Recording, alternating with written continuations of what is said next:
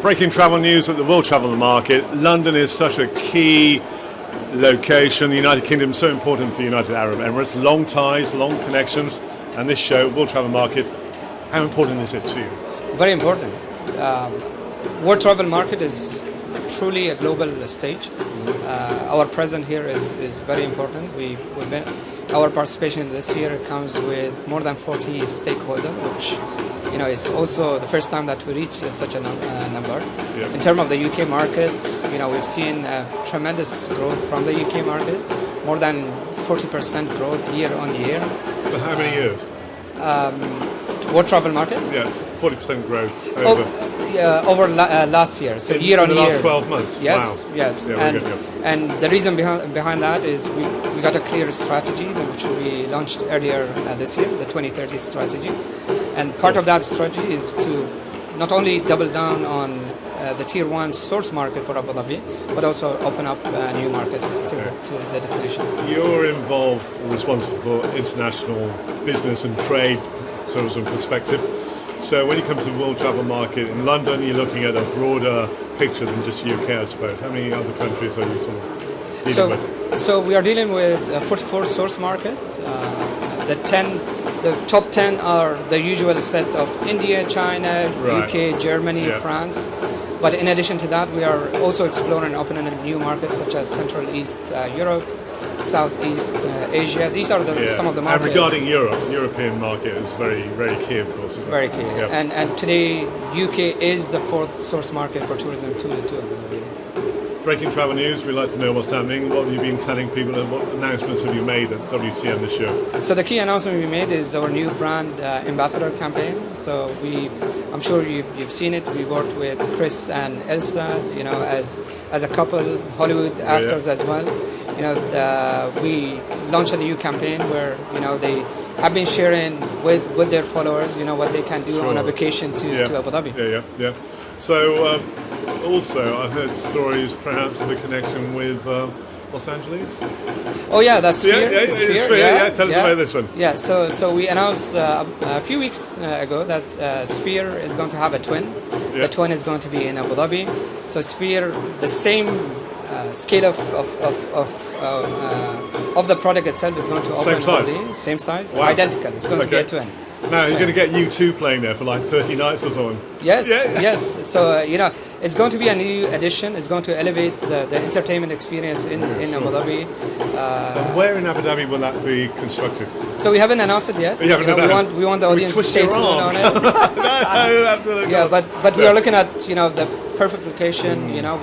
One of the Would it things. start with a letter Y? It was like a letter A and an S at the end? No, it's somewhere else. Somewhere else. Okay. One of the things that we are doing as part of our new tourism strategy is we are looking at the different zones in Abu Dhabi and making sure that they are as vibrant as the current zone. So that's part of the strategy itself, is to identify a new area in Abu Dhabi that will be as vibrant as the current. So how many zones do you think you'll sort of build up to? Currently, we are discussing 7 zones. Yeah. So what people know very well is the Yas and Saadiyat area. But then we look at the Corniche area. We look at Hudayriyat, which is one of the new islands which is under development. It's going to have its own DNA. It's going to be a sport island. We already opened the Abu Dhabi Surf, which is the largest man-made waving experience. So many surfers from different parts of the world are coming and traveling. So that's part of the strategy of positioning that island as a sport island. But in total 7. In terms of accommodation, I mean, there's quite a lot happening in terms of new hotel openings. So what's the overview regarding, say, next year in terms of new openings? So, in the strategy itself, we want to take the inventory in Abu Dhabi from 35,000 hotel rooms into a total of 59,000 by the year 2030. This year, we had a couple of, or in the last 12 months, we had a couple of new additions in Abu Dhabi, including Anantara Santorini, which is a luxury boutique hotel. That's had a lot of publicity, hasn't it? Yes. Bit of Greece in the centre of the UAE. Yeah. Exactly. Okay. But in addition to that, we are going to open the Earth Mangrove, which is going to be in the heart of Abu Dhabi.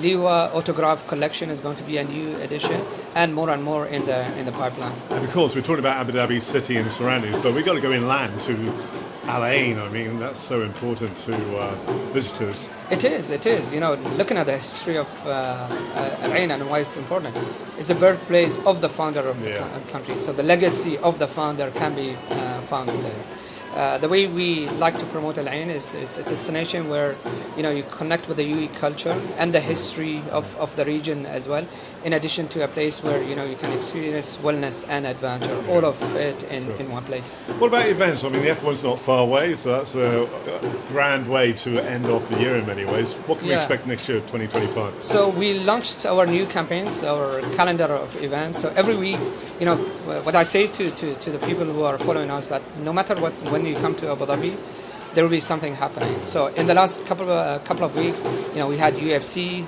nights in Abu Dhabi. We had NBA pre-season. F1 is coming up soon. Saadiyat nights, which is going to be a musical concert event, is going to be in December.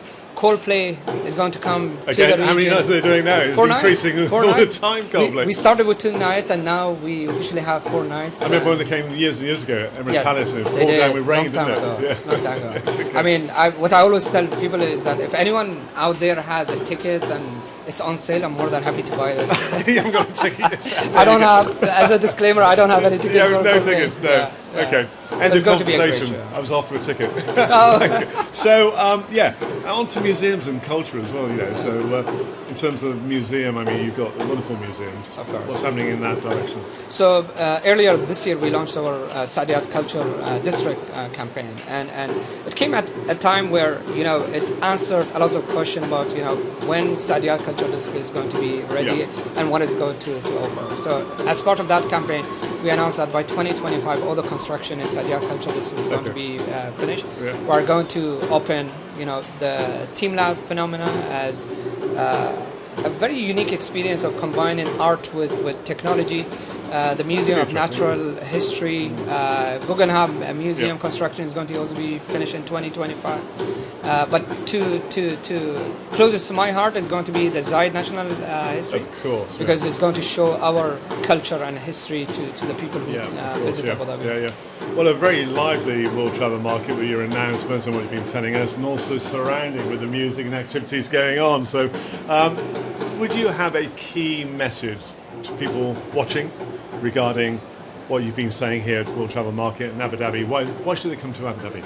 I would say, you know, one thing I've been telling people is the power of partnership, and this is something that we worked on it very closely in the last 22 years, and since we rebounded from COVID, and we see the result of it in Abu Dhabi year to date.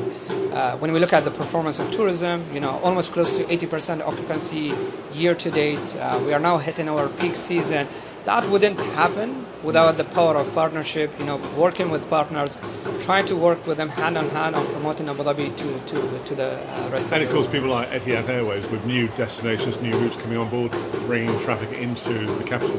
Exactly. So Etihad, Zayed International Airport with a new terminal, all of this have been part of the strategy itself. So working together, you know, with the stakeholder, with the ecosystem, is what enabled Abu Dhabi to see the result that we see today. Well, Abdulla, thank you very much for your time talking to us here on Breaking Travel News at the World Travel Market, London.